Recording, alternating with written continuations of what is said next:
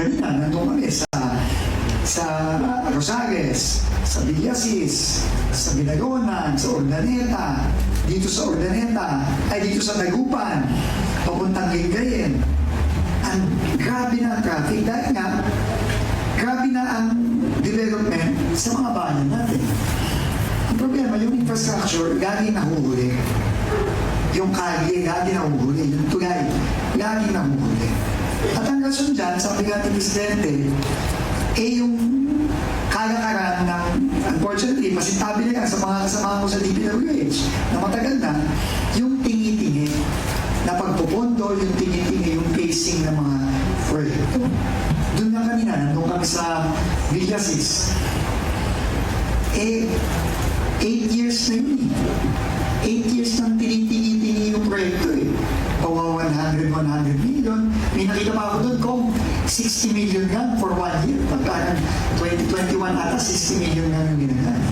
Talagang hindi matatapos yung mga proyekto niyan. Ang problema, yung mga kababayan natin, naghihirap, nagdurusa sa traffic.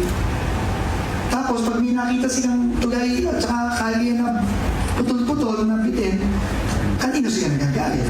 Nagagalit sila kay Governor. Nagagalit sila sa mga mayor natin. Na wala namang kasalanan kasi walang pondong dinadala yung national para matapos.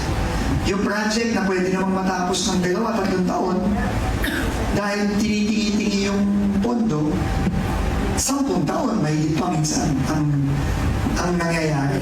So, sabi ni Pangulo, tama na yan.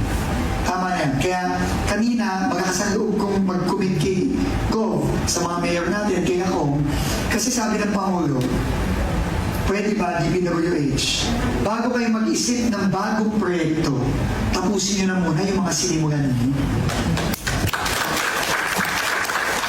So, yun na ang commitment ng Pangulo namin sa DPWH sa inyo. Yun na ang sinabi ko, paulit-ulit ko sinasabi. Sa bago nating RD, sa mga district engineer natin, sa mga project engineer natin, pwede ba? Sabihin nyo na sa akin, magkano ba ang kailangan para matapos na to ng end of 2027? At yun ang pupunduhan natin. No, yun ang commitment natin.